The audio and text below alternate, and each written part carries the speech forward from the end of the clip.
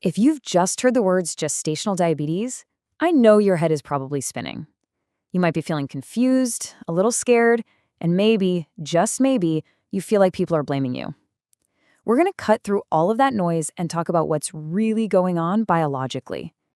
Does this sound a little too familiar?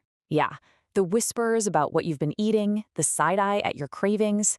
That feeling of being put on trial is so common, and honestly, it's just not fair, because the real story, the scientific story, is completely different.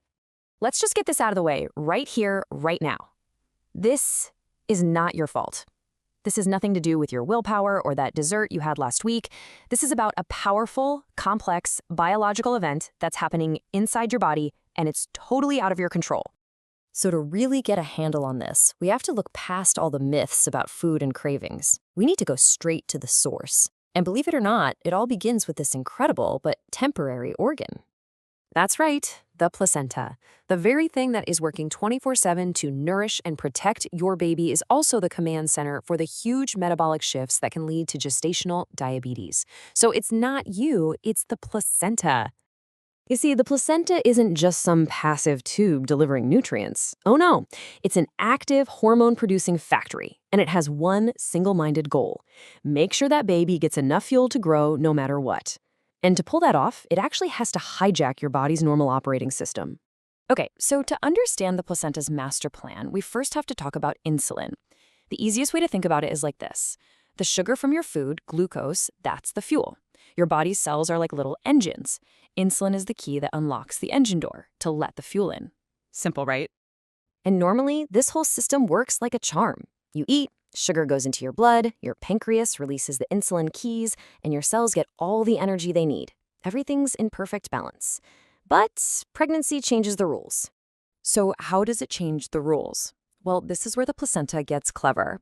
It starts pumping out these powerful hormones. One big one is called human placental lactogen, or HPL. And what these hormones do is essentially they run around your body and change the locks on all your cell doors. All of a sudden, your regular insulin key doesn't quite fit anymore. And this kicks off when it's basically a biological tug of war. The placenta is intentionally making your body resistant to your own insulin. Now, why on earth would it do that? It's all for the baby. By making your cells resistant, more sugar stays floating around in your bloodstream, which guarantees a rich, constant supply of fuel is ready to be sent over to the baby. This whole process doesn't just happen overnight. It builds and builds.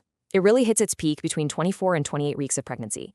And that is exactly why your doctor tests you for gestational diabetes right in that specific window. It's when the placenta is shouting the loudest, hormonally speaking. And to fight back in this tug of war, your body has to do something incredible. Your pancreas has to work overtime, pumping out 2 to 3 times the normal amount of insulin just to get the job done. Gestational diabetes happens when, for a variety of reasons, your pancreas just can't keep up with that massive new demand. It gets overwhelmed. So what happens when the placenta wins the tug of war and your blood sugar stays high? Well, that sugar doesn't just stay with you. It has a direct line to the baby. And this is where the barrier between you two becomes really, really important. Okay, this slide is probably the single most important piece of the puzzle. Think of it like a bouncer at a club. Glucose, or sugar, it's a tiny molecule. The bouncer waves it right through to the baby, no problem.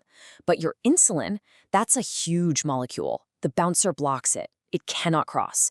So the baby gets flooded with all this extra sugar, but gets zero help from your insulin to manage it. So what does the baby's body do? Faced with this sugar rush, its own little pancreas has to go into overdrive, pumping out massive amounts of its own insulin. Now, in a developing baby, high levels of insulin do more than just manage sugar. They act like a superpowered growth hormone, basically telling the baby's body to store all this extra fuel as fat.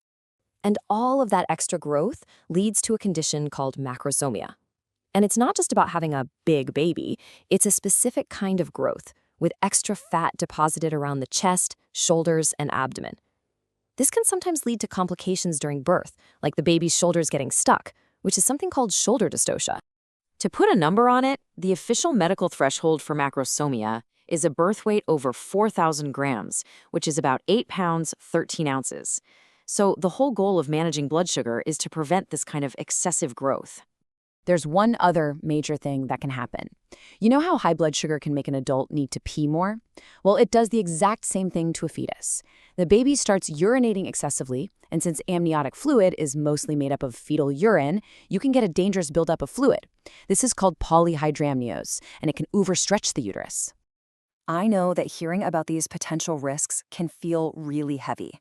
But the reason we're going through the why behind all of this, the biology, the mechanics, it's not to scare you. It's to empower you. Because this knowledge, this is your most powerful tool for taking back a sense of control.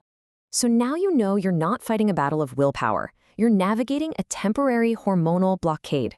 And that lets you focus on what really matters, working with your team to manage and monitor what's going on. Part of that is also knowing when you need to call for help, immediately. These right here are some critical red flags, and they're mostly related to that buildup of amniotic fluid we just talked about. If you suddenly can't catch your breath, or if your stomach feels like it's grown incredibly fast and it hurts, or if there's any sudden gush of fluid, don't wait. Call your doctor right away. So let's end this right back where we started. A diagnosis of gestational diabetes is not a personal failing. It's not a grade on your pregnancy. It's a temporary side effect of the unbelievable biological work your body is doing to create a human being. And by understanding this tug of war, you've already taken the biggest, most important step toward managing it and having a healthy pregnancy. You've got this.